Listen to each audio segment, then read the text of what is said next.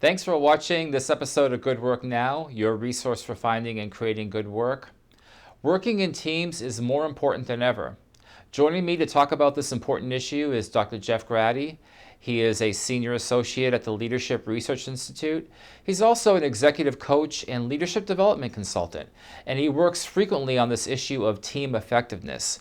So stay tuned to learn more about how to be a more effective team player. Jeff, why is working on teams so challenging or difficult for employees? Well, I think it comes down to kind of motivation and personality. When you think about a team member, any one member of that team can have, any number of personality traits and any number of kind of styles they like to work. Well, if you put enough people together in the same room and try and say everyone go towards a single goal, people can have all kinds of ideas about how they want to accomplish that and all kinds of innate drives or innate kind of pressures that they feel about how they like to do things. So I think, a part of it is just everybody has a different style and a personality, and sometimes those things clash. I think the other part of it is that everybody feels frustrated at times. And in general, we don't get a lot of great training, both in terms of kind of upbringing in school systems or once you get into the corporate world about how to deal with conflict. Right? Conflict is inevitable. If you're working in a team setting, there's going to be frustrations. There's going to be conflict about ideas, about personality traits, about how things get done. But of course, if we're not very skilled at handling that, it only makes it worse. Let's say that you're an employee considering moving to a different team. How can they find out if they're a good fit for that new team? Yeah, I think there's a couple things I would look at. Part of it is kind of personality and kind of fit within who else is on the team, right, in terms of kind of people issues. There's some examination if you're going to be joining a team. Let's say, for example, you might move departments. There's an opportunity to make a lateral move because there's good upside potential if you join that team, and it's a chance to get promoted within the next year. So you're excited. But I always caution people to make sure that you're going to be successful in that team.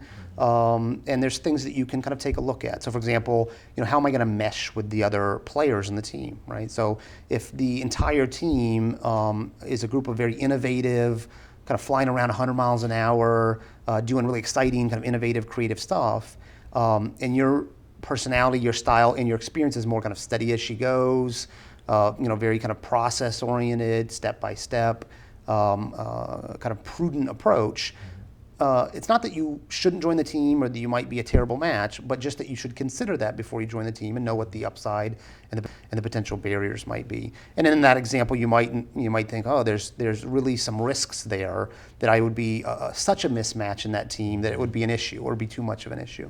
Now, I'm a big advocate for kind of diversity in teams. So if I was, coaching a leader of a team that might select someone that was very different than everyone else on the team, I'd oftentimes say, go for it. That's good for your team, but you have to manage for it. You can't just let it happen because usually it'll blow up, right? You got a bunch of people who are one style, and you bring in kind of one outsider who's different, and it's like island behavior. It's like, oh, he's so different. He's not like us. She's not like us. They slow things down. There's all kinds of complaints. So having a square peg on your team could bring fresh ideas, but it's also going to require a significant time on your part to help them be successful.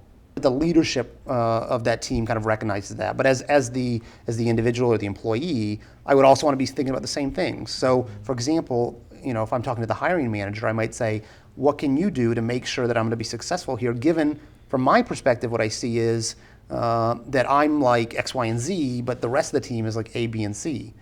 And then if the manager says something pretty intelligent back, which is, I know that's exactly why I want to bring in the team, and I'm going to do everything in my power, including these specific things, to make sure you're successful here, despite kind of, square peg in a round hole, then I would feel pretty good about it. If the manager says, oh, don't worry about it, or, I hadn't thought about that, right, I'd run the other way, because you're not going to get the support you need from that manager, given that you're so different. In addition to talking to the potential new manager, what else can an employee do in terms of getting reconnaissance, if you will, regarding the new team that they could be joining? I think I would talk to other team members, right, existing team members, and see how do they perceive not only you joining the team in terms of what can you add value-wise to the team, but again, back to this kind of personality mesh. Now, there's lots of different kinds of people on lots of different teams, so it's not like you're going to match up with everyone perfectly.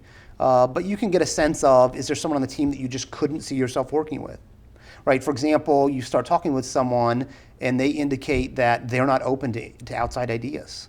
And they're identified kind of team leader. So they're not the manager, but they're like an informal leader of the team. And they don't think it's a good idea that you join the team because they don't like your ideas. Well, you just got to recognize that there's some risk there, right? That someone kind of in a position of power isn't going to be supportive of what you're trying to accomplish, which is bring new and fresh ideas. In general, there's usually a pretty positive response if you go around and talk to team members about what they expect or what they want. So people are usually interested and kind of committed to the idea of someone new joining the team, new ideas, new kinds of experiences. So I also got to look out on the other side of the coin for people being too Pollyanna about it. Like, oh, sure, we'd love to have you. It'd be great. I'd love to work with you. And just recognize that, there's a bit of a honeymoon period early on when anybody joins a team where, unless you're really butting heads with someone, everyone's going to probably be pretty nice to you and you're probably going to get along pretty well. So what I like to encourage clients to do is kind of think down the road, right? Fast forward 6 months from now. What do you think it's really going to be like? Because there's always that honeymoon period where things are going pretty well and everyone's being nice to each other. So certainly they could look at the job description or metrics associated with that team's performance. I think there's a lot of value in looking at some of the kind of traditional kind of documentation and expectations around what are the job responsibilities, right? What's formally laid out as an expectation of you and of the team. So for example, if you're a hotshot up-and-comer, right? You're a smart guy, you're kind of a leading woman that's really taken a previous team from kind of obscurity to high recognition because you did a really important project.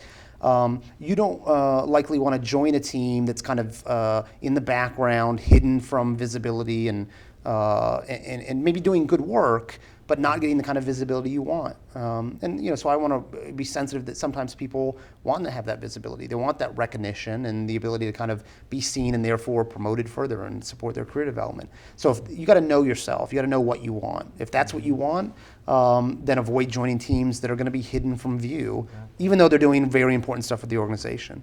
On the flip side, if you're someone who kind of doesn't like the spotlight, right? You want to present in front of the board, right? That just gives you night sweats to think about that. You